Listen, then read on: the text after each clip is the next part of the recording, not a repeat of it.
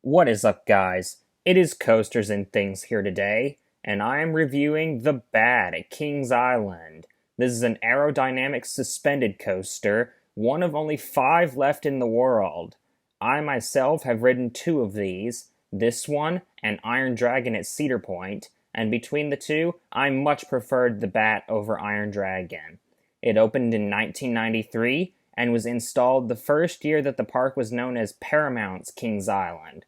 It was originally called Top Gun, named after, of course, the Top Gun films. Then after Cedar Fair bought out Paramount, from 2008 to 2013, this coaster was known as Flight Deck. Then in 2014, with the addition of Banshee next door, they decided to rename and retheme this coaster once again. They also gave this coaster a new paint scheme. It used to have an ugly gray color, but then got repainted this awesome orange color. Kings Island originally teased Banshee with the name Bat, and a lot of people responded saying they liked the name and logo, even though Kings Island just used it initially for teasers. They never actually had plans to name Banshee Bat. But because of such a positive response from the public, they did decide to rename their Aero Suspended coaster once again, this time the Bat, to pay homage to the original Bat. Yes, Kings Island has had 2 different coasters named Bat in their history.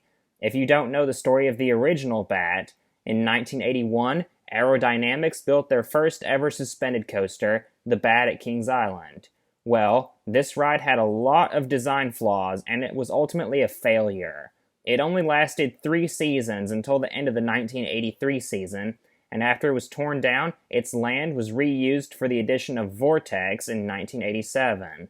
The station was also reused for Vortex as well. 10 years after the original Bat left, Kings Island and Aerodynamics tried again, and this time they succeeded. This time, instead of in the Coney Mall area though, they put it in Action Zone.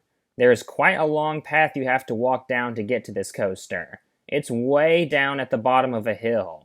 If you didn't know it was there, you could easily miss it. You can't see it from the top of the hill.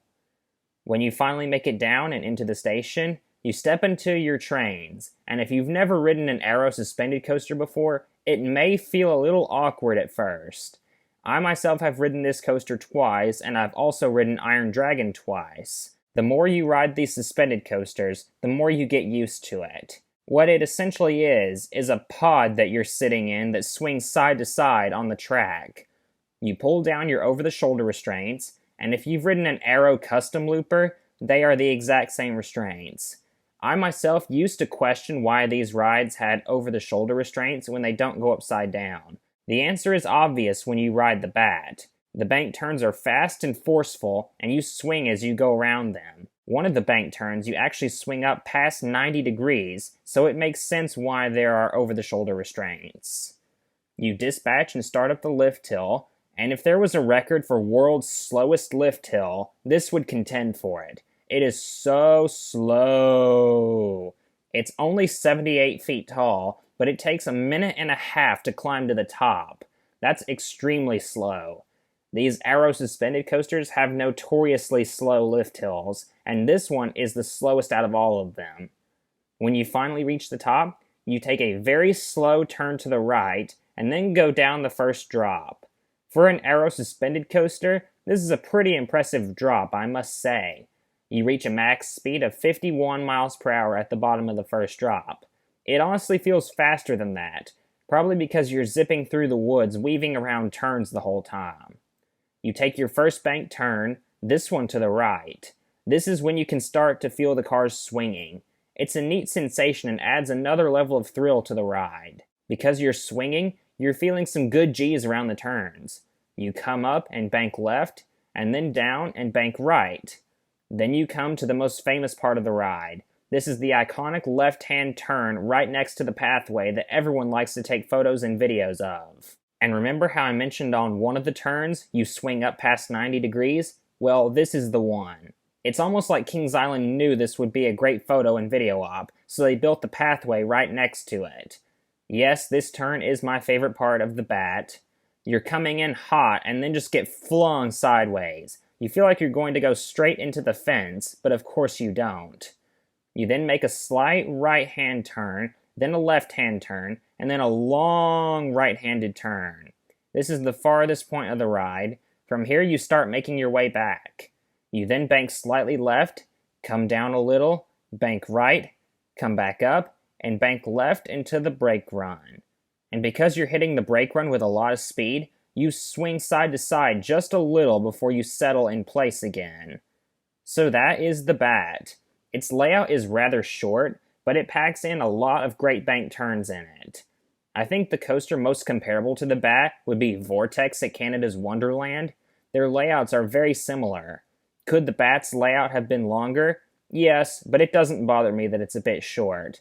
With an arrow suspended coaster, the main focus of the ride is the fast bank turns. I'm a big fan of this coaster. It has some good speed and really good pacing to it. It also makes me sad that I never got to ride Big Bad Wolf at Busch Gardens Williamsburg because that one looked like the best suspended coaster in America when it was still around.